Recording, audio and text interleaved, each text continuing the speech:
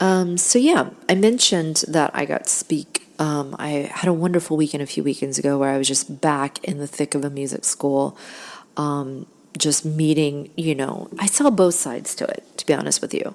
And this is why I want to encourage parents to make sure that you get to know your music teachers, especially if you're going to a music school. Most especially if you're doing an after school program, okay? Music teachers are not being paid enough in many, many, many instances.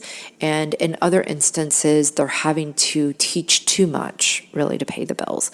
And so when they have a parent involved, when they know a parent, even if you want to sit in with like for the first month of lessons, that's absolutely fine. You can really see these teachers. And I promise you, night to day, there are teachers out there that I absolutely love what they're doing. It's a calling the way it was for me, and they love it. And they will give their 100% whether you're there or not, okay? But they're still going to have to work and meet the student where the student is at and where the parent is at, okay?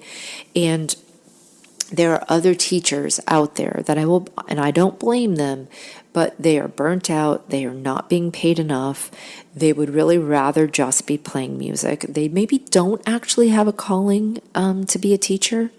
There are incredible musicians out there that don't have a calling to be a teacher. So no offense to them, but those are not really the ones that you want your students with. And that you might even be paying top dollar. It's not always a question of how much money you're paying them, okay? And you're not always going to be able to tell by the recital, but one of the reasons you would know at the recitals, you can just tell. I mean, when I sat through these recitals, it was night to day. You could just tell the teachers who really cared and were there as mentors for their students, who believed in this work, not only to create good musicians, but the idea that music needs to be part of these students' education, and we are doing a value to society by teaching music, especially in a time period when you're having to take it of almost in a self-sacrificial way because you're not being honored. We'll have to talk another time about the way that music schools are working, but it really isn't a great business model for teachers. And this is one of the reasons why, and many parents know this, if you can go straight to the teacher and pay them direct. I know that many music schools would not like me to say that, and you cannot do it through a music school. You cannot meet a teacher through a music school and then try to get them on the side. That's not fair to the music school, and it's not fair to the teacher because they're the ones that would get sued, okay? Not you. They're the ones that could get sued if they do that. And I'm not going to say that there aren't music teachers that are willing to do that. And in many instances, it's driven by the need to pay the bills, right? But I'm going to say what you need to do is just be out looking for independent music teachers that are not, they might be teaching at a school, but if you meet them in a different context, then it's completely fair. If you find them on the internet and you reach them direct, you can pay them directly through their own music school. And now we're talking a much better living wage, right? So parents, keep this in mind when you're thinking about music teachers, because I have met some people recently that realized after 2 or 3 years of their student being with a teacher that they really didn't learn what they could have learned. And I've seen this in particular in the last 4 years. It's gotten even more so the case. There's been a higher teacher turnover rate. There's been a lot more volatility with teachers not being able to commit to students like we once could for many, many reasons. So parents do need to get, more active and check in and make sure that your students are learning.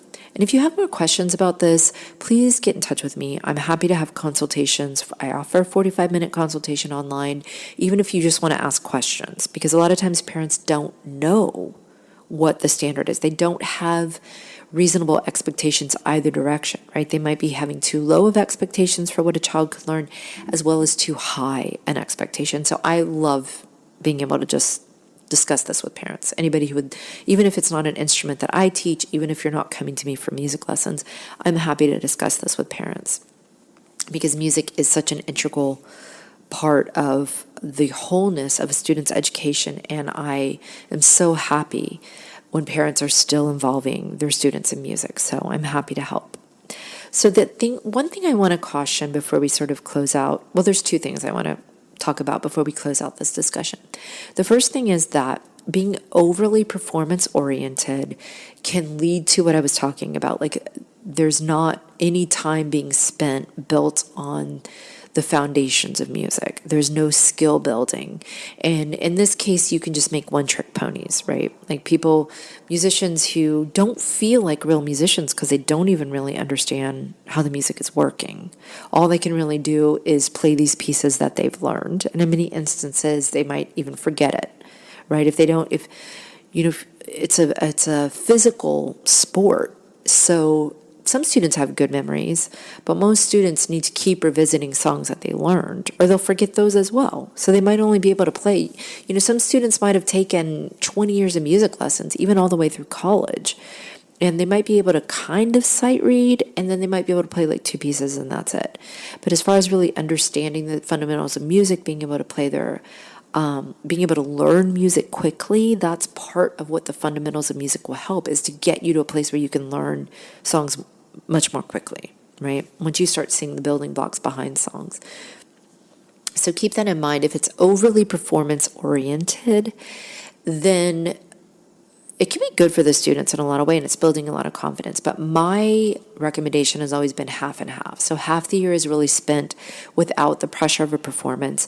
We are still learning repertoire, but it's without, needing it to get to this absolute performance place. And we're able to do a lot of things with that. There's a lot more space in the lessons. And then the second half of the year is when the recital piece would be brought in. And then that's when we would, make sure that the student is on par. For that second half of the year, we're still skill building, but maybe we're not pushing as far into the skill building. We're not adding new things as quickly. We're sitting on things a little longer because there is only so much time and attention that a student has, especially with many of the busy schedules that we see these days with students. So, you have to be judicious about the time. And so that's why I sort of have advocated half and half. Many music schools will have 3 recitals a year. Some students choose to be part of all of those. But that would be my one caution, is just that if you're in every single recital, sometimes there is not enough time being spent to just learning things in the lessons, right? Learning things that aren't going to be performed, but go to a general understanding of music and a general connection to music, or doing things like I love to do with my students, which is exploring different styles and exploring improvisation. So keep that in mind.